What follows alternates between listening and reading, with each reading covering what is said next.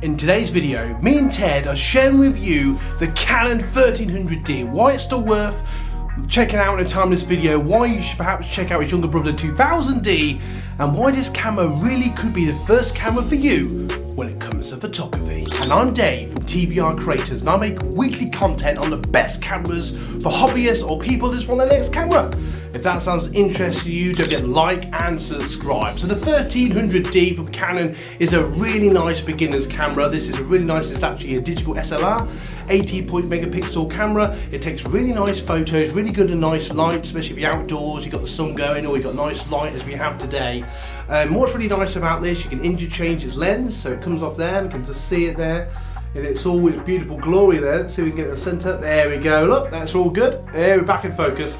Now the 1300D is just a nice little camera, doesn't cost the earth. You can get one of these now for about $200-300, perhaps you can get some good deals second hand. And why do I like this camera then? So it's easy to use, it's agile, you can just put it into auto, start taking photos, you can play around with shutter speed and ISO, which you basically just go into manual mode, and you just change all the settings if you so wish.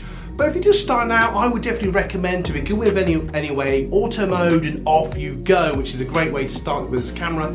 I would definitely recommend a spare battery, though the battery does last a while. I would definitely recommend a tripod, which I always think is the YouTuber's best friend or photographer's best friend, but this is really nice, it feels professional. And what you'll get inside the bag, you usually get a kit lens, which is the 18-55mm on this lens, on this camera, and that'll be perfectly fine for taking all different types of photos to begin with. But if you want something better down the road, I'll definitely recommend the 75-300mm, which is a nice lens I also have for this camera.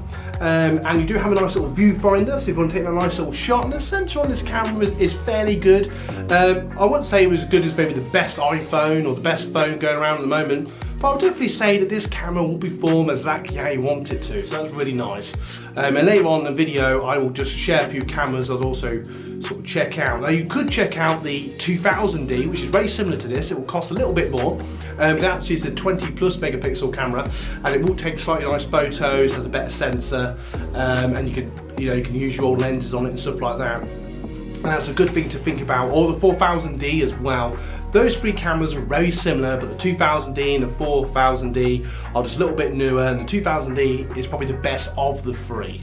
So if you want a camera that's straight away, separate from your phone, not getting binged by social media, I would definitely recommend the 1300D as perhaps your first camera when starting out in photography. Now, later on down the road, in say 5 years, or maybe less than that if you want something, or if you've got a bit more money to spend perhaps, I would definitely check out perhaps like the M50 second hand as the first photography camera, or the R100 if you've got a bit more. That's about sort of $300-400 new at the moment, and that does have a really nice sensor on it. That is actually a mirrorless camera, 24 megapixel, and we do have videos on that as well. But if you want something that's just a beginner's camera, separate from your phone, doesn't break the bank, the 1300D or the 2000D is definitely the one to check out with its flash and its viewfinder and everything else. Now, if you want to use this for video, it can record HD video, but I wouldn't recommend it. It's not really designed for that. This is more if you just want to be a hobbyist starting out, feeling professional with your camera, taking nice photos. And throughout this video, you've probably seen a few examples of that today. If you've got any questions, feel free to ask your questions in the comments below. I'll do my best to answer them.